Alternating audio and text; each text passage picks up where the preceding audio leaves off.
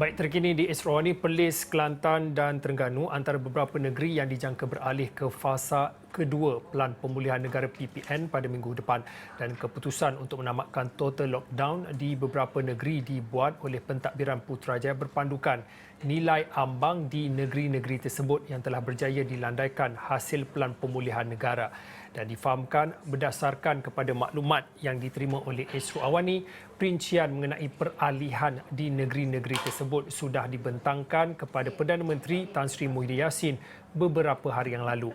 Menurut sumber lagi, langkah ini bagi mengelak negeri-negeri yang menunjukkan perkembangan positif fasa pemulihan tetapi terhalang daripada beralih ke fasa berikutnya kerana kes-kes COVID-19 yang masih tinggi di negeri Selangor.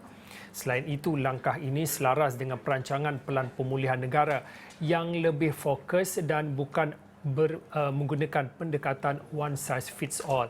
Berdasarkan kerangka PPN, fasa pertama kawalan pergerakan dilanjutkan kerana kes COVID-19 belum mencapai nilai ambang di bawah 4,000 kes selama 7 hari sebelum beralih ke fasa yang seterusnya. Tambah sumber itu lagi, langkah lebih khusus ini akan membolehkan negeri-negeri mencapai nilai ambang peralihan fasa sekaligus melonggarkan sekatan pergerakan dan aktiviti ekonomi. Menurut sumber lagi, kerajaan juga dijangka mengambil langkah khusus untuk memperketat kawalan pergerakan di negeri Selangor. Esrawani masih mendapatkan maklum balas dan pengesahan lanjut daripada Pejabat Perdana Menteri berkaitan dengan perkembangan ini.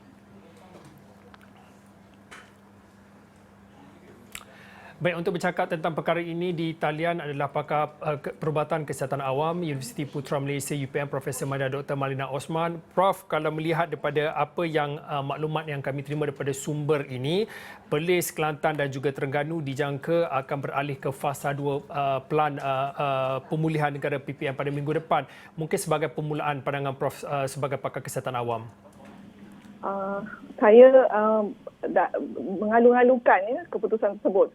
Dalam beberapa kenyataan saya sebelum ini pun mengharapkan agar perubahan fasa tu dapat distratifikasikan mengikut prestasi negeri-negeri. Maksudnya kita tidak menunggu sehingga data kebangsaan mencapai indikator seperti mana yang diletakkan dalam Pelan Pemulihan Negara. Sebab kita lihat di sini terdapat taburan jangkitan COVID yang tidak seragam. Maksudnya ada negeri-negeri yang mencatatkan agak tinggi berbanding sebahagian negeri yang lain. Saya bagi contoh macam Perlis, sekitar 1 hingga 2 angka sahaja. Demikian juga di Terengganu dan di Kelantan saya tak pasti, tapi memang menunjukkan pola penurunan yang ketara. Jadi untuk itu, pada pandangan saya, selepas kita melalui Perintah Kawalan Pergerakan lebih 4 minggu ni, pada negeri-negeri telah menunjukkan prestasi yang baik, seharusnya dibenarkan untuk berfungsi kembali ataupun dibenarkan untuk bergerak ataupun beralih kepada fasa yang berikutnya. Prof, kalau melihat kepada angka pada hari ini, angka positif COVID-19, boleh saya tunjukkan di iPad saya ini, jumlah kes baru pada hari ini 6,276. Kalau diikutkan pecahan-pecahan ikut negeri, masih lagi kita melihat kepada negeri Selangor secara khususnya angka yang cukup tinggi, masih lagi tinggi mencatatkan kes positifnya 2,836. Kalau kita melihat daripada apa yang kita bincangkan pada awal tadi, Perlis, Kelantan dan Terengganu. Perlis saja untuk hari ini 5 kes, Kelantan hari ini 159 kes dan Terengganu 20 kes. Kalau saya ambil contohlah seperti Perlis beberapa hari lepas konsisten mencatatkan sifar kes, tetapi hari ini mencatatkan 5 kes.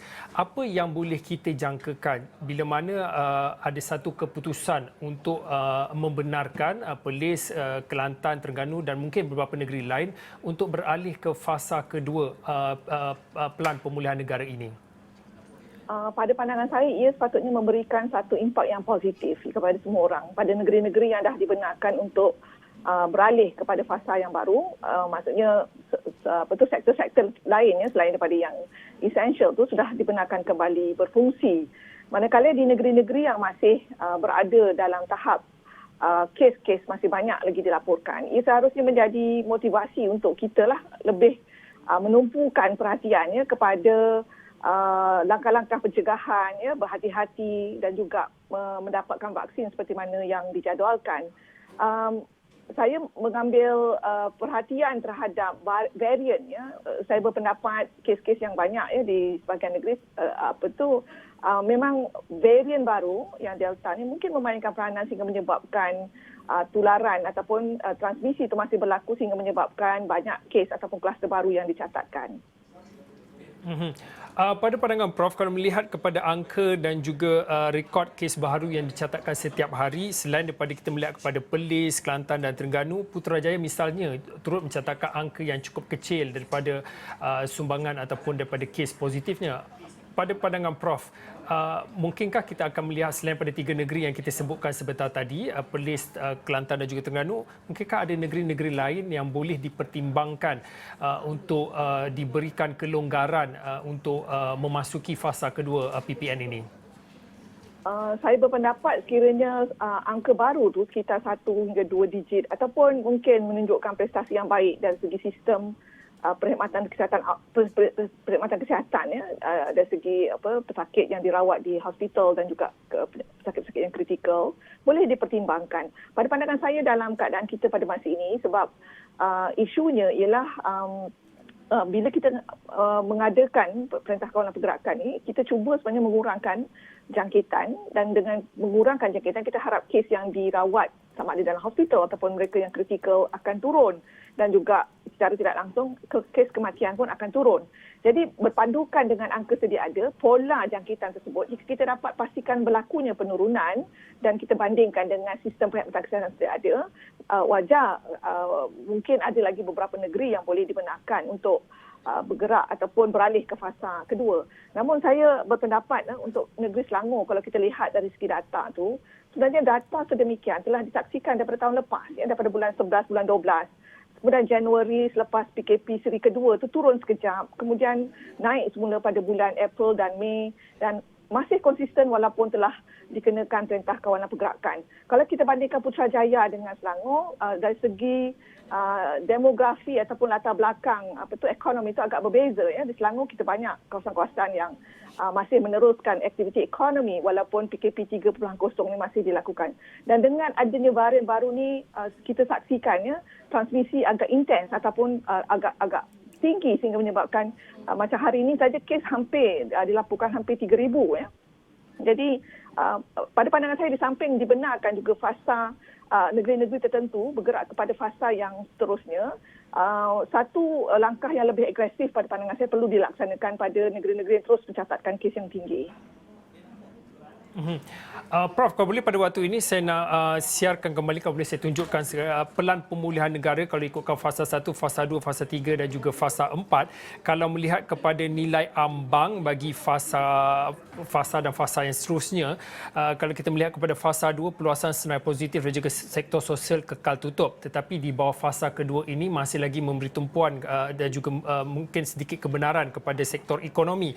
Bagi negeri-negeri yang dijangka diberi kebenaran untuk melonggarkan sedikit ataupun telah pun disenarai masuk di bawah fasa kedua PPN ini, kita melihat kepada sektor ekonomi secara khususnya, pandangan Prof berkaitan dengan keperluan untuk penguatkuasaan dan juga pemantauan dari segi melihat kepada kemungkinan dan juga kebarangkalian jangkitan melibatkan sektor ekonomi khususnya dalam fasa kedua di negeri-negeri yang dijangka diberi kebenaran untuk melonggarkan sedikit kawalan pergerakannya nanti. Okey, dalam tempoh sekarang ni berikutan dengan kes yang kalau kita catat, kita tengok dari seluruh negara itu masih tinggi. Maksudnya tidak ada perbezaan sedikit. Kalau sebahagian negeri telah dibenarkan untuk bergerak ke fasa seterusnya, memang kita risau sekiranya SOP itu tidak dipatuhi akan menyebabkan peningkatan kes. Jadi seperti mana yang pernah kita nasihatkan sebelum ini, kita masih lagi berada dalam keadaan wabak. Jadi langkah berjaga-jaga tu sentiasa berhati-hati perlu diteruskan.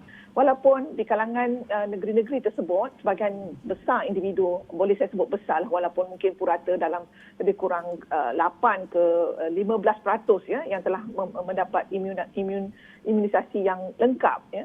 Namun ia perlu sentiasa disertakan dengan betul langkah berhati-hati, dan dalam masa yang sama setiap kita dalam individu lah mengambil langkah terus bersama untuk mengingatkan antara satu sama lain, dan agensi kerajaan yang berkenaan juga boleh berperanan untuk membantu dalam pemantauan bagi membolehkan setiap individu dalam masyarakat terus patuh kepada SOP dan memastikan tidak lagi ataupun kluster-kluster ataupun kes-kes yang baru dapat dikurangkan.